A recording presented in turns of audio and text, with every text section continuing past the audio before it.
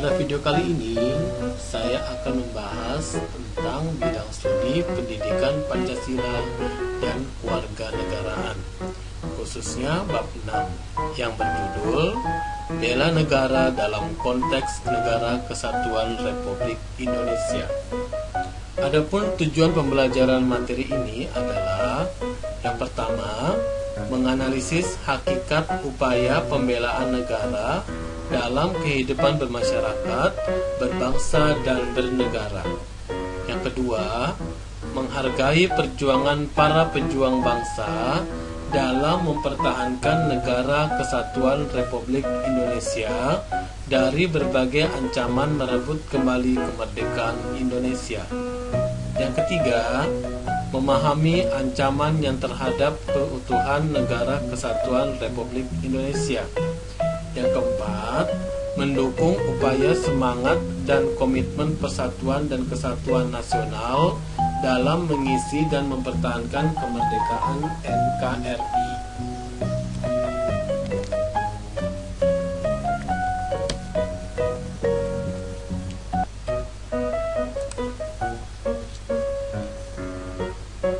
Dibutuhkan upaya bela negara dan kerelaan berkorban guna meniadakan ancaman yang membahayakan kemerdekaan dan kedaulatan negara serta nilai-nilai Pancasila dan Undang-Undang Dasar 1945.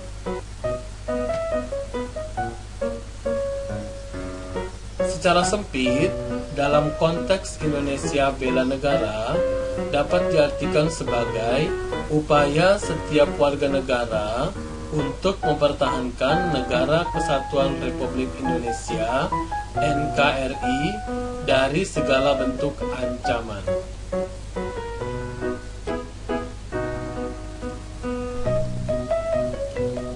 Terdapat sejumlah peraturan yang berkaitan dengan bela negara, antara lain yang pertama, Undang-Undang Dasar NRI tahun 1945 Pasal 27 Ayat 3.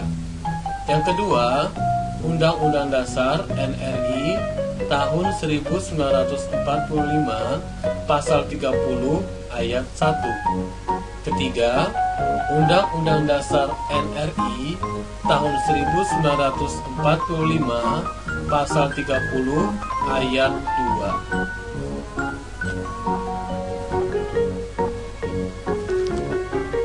Terdapat sejumlah peraturan yang berkaitan dengan bela negara, antara lain yang pertama, Ketetapan MPR nomor 6 tahun 1973. Kedua, Ketetapan MPR nomor 6 tahun 2000. Ketiga, Ketetapan MPR nomor 7 tahun 2000.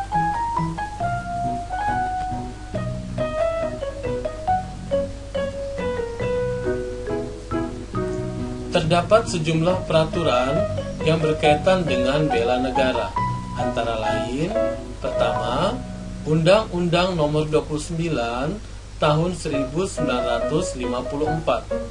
Yang kedua, Undang-Undang Nomor 1 Tahun 1988. Ketiga, Undang-Undang Nomor 56 Tahun 1999. Keempat, Undang-Undang Nomor 3 Tahun 2002. 5. Undang-Undang Nomor 2 Tahun 2002. Dan yang keenam, Undang-Undang Nomor 34 Tahun 2004. Menurut pasal 9 ayat 2 Undang-Undang Nomor 3 Tahun 2002 tentang pertahanan negara, keikutsertaan warga negara dalam usaha pembelaan negara diselenggarakan melalui pendidikan kewarganegaraan, pelatihan dasar militer secara wajib, pengabdian sebagai prajurit TNI secara sukarela maupun wajib, dan pengabdian sesuai dengan profesi masing-masing.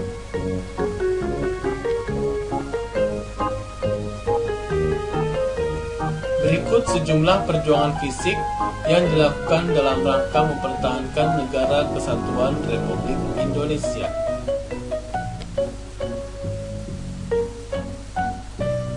Pertempuran 5 hari di Semarang berlangsung pada tanggal 15 sampai 19 Oktober 1945.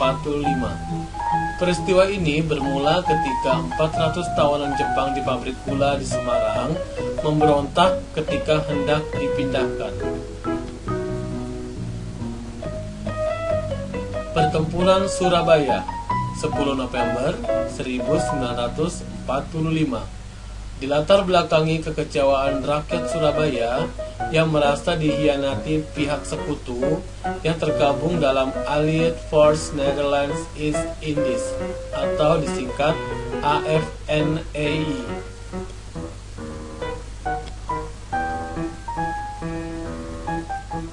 Pertempuran Ambarawa menjadi saksi kemampuan Tentara Keamanan Rakyat atau TKR yang dipimpin Kolonel Sudirman memukul mundur pasukan sekutu yang dipimpin Brigjen Bedel.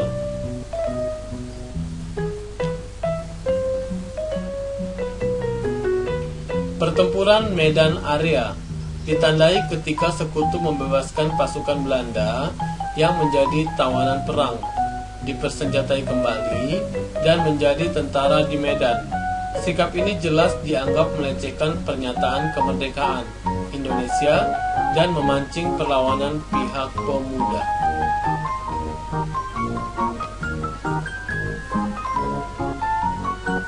Peristiwa Bandung Lautan Api. Peristiwa Bandung Lautan Api terjadi karena pasukan sekutu yang menuntut pasukan Indonesia untuk menyerahkan senjata dan disusul ultimatum agar tentara Indonesia meninggalkan kota Bandung bagian utara.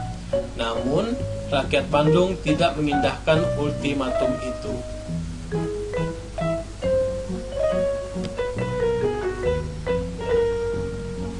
Peristiwa Merah Putih. Peristiwa Merah Putih terjadi karena pasukan Nika mulai bertindak sewenang-wenang serta menahan sejumlah tokoh RI, sehingga mengundang reaksi dari rakyat Manado.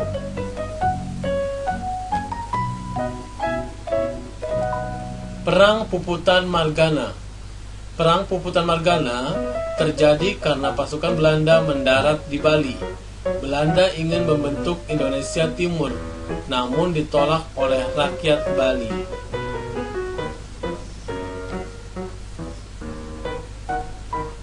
Untuk mendorong dukungan dari dunia internasional atas kemerdekaan Indonesia, sekaligus menekan kedudukan Belanda, Indonesia melakukan perjuangan diplomasi. Perundingan Linggarjati terjadi pada tanggal 10 November 1946. Hasil perundingan Linggarjati mengundang dukungan dan tentangan di dalam negeri Indonesia. Meski demikian, perundingan ini berhasil mengundang simpati internasional.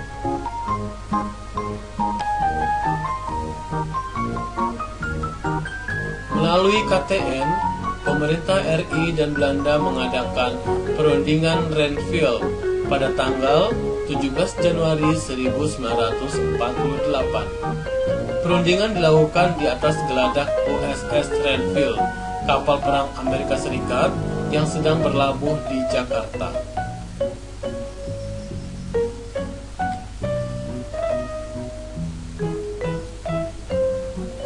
Ketegangan Indonesia dan Belanda semakin memuncak sesudah perundingan Renville. Kemudian diadakan perundingan Romroyen pada tanggal 14 April 1949 di Hotel Des Indes, Jakarta.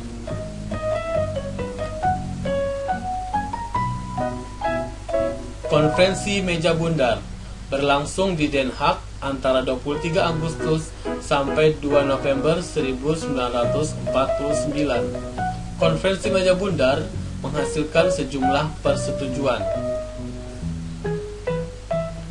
Ancaman adalah setiap upaya dan kegiatan baik dari dalam negeri maupun luar negeri, yang dinilai mengancam atau membahayakan kedaulatan negara, keutuhan wilayah negara, dan keselamatan segenap bangsa.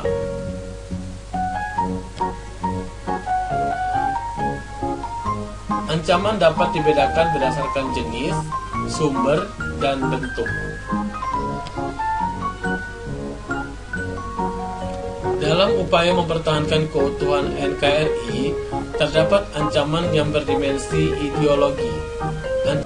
Ancaman ini berupa upaya dari berbagai unsur radikalisme yang mencoba mengganti ideologi Pancasila dengan ideologi-ideologi yang lain. Dari luar negeri, ancaman berdimensi politik dapat berupa tekanan politik dari negara lain terhadap Indonesia.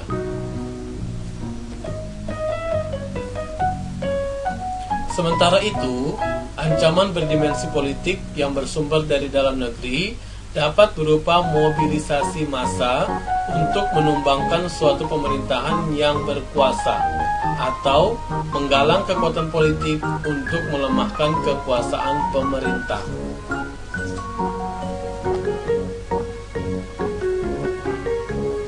Ancaman internal yang berdimensi ekonomi antara lain adalah inflasi, pengangguran yang tinggi, infrastruktur yang tidak memadai, penetapan sistem ekonomi yang belum jelas, ketimpangan distribusi pendapatan, dan ekonomi biaya tinggi. Adapun ancaman eksternal yang berdimensi ekonomi antara lain indikator kinerja ekonomi yang buruk, daya saing rendah, ketidaksiapan menghadapi era globalisasi, dan tingkat dependensi yang cukup tinggi terhadap asing.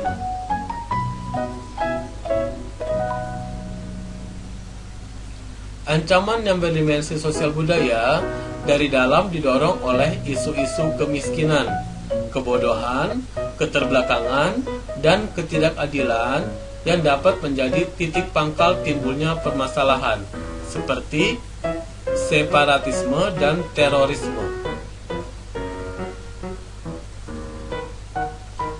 Ancaman yang berdimensi sosial budaya dari luar datang bersamaan dengan era globalisasi dengan penetrasi nilai-nilai budaya dari luar negeri yang dapat mempengaruhi nilai-nilai di Indonesia.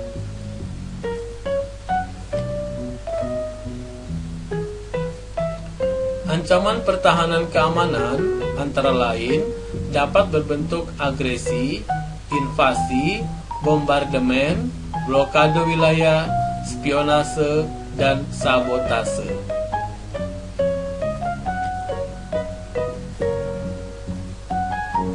Ancaman globalisasi dari sisi ekonomi, yaitu ketika perekonomian nasional suatu negara telah terintegrasi ke dalam pasar-pasar global.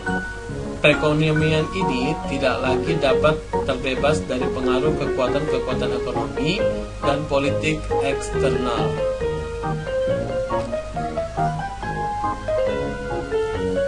Apabila kita melihat dari sisi sosial dan budaya, ancaman globalisasi antara lain terlihat dari perubahan kebiasaan bahkan budaya suatu bangsa.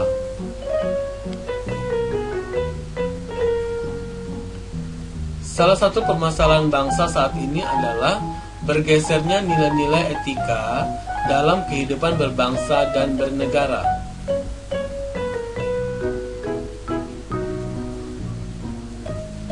Untuk mengisi kemerdekaan, para generasi muda harus memiliki semangat nasionalisme dan patriotisme.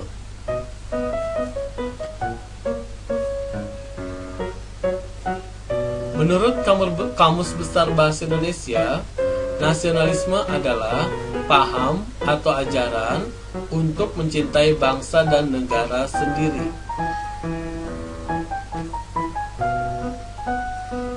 Adapun patriotisme berarti sifat kepahlawanan atau jiwa pahlawan, yaitu suatu sikap yang berani, pantang menyerah, dan rela berkorban demi bangsa dan negara.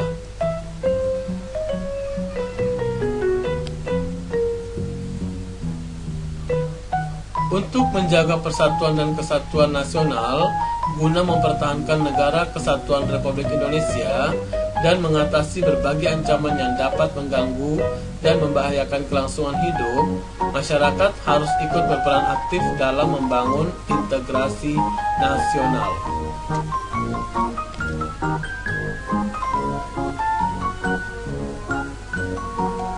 Peran serta yang dapat dilakukan antara lain sebagai berikut. 1. Menjaga wilayah dan kekayaan tanah air Indonesia.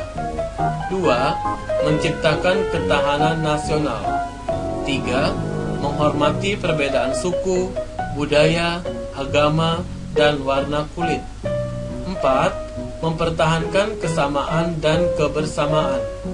5. Memiliki semangat persatuan dan berwawasan Nusantara. 6.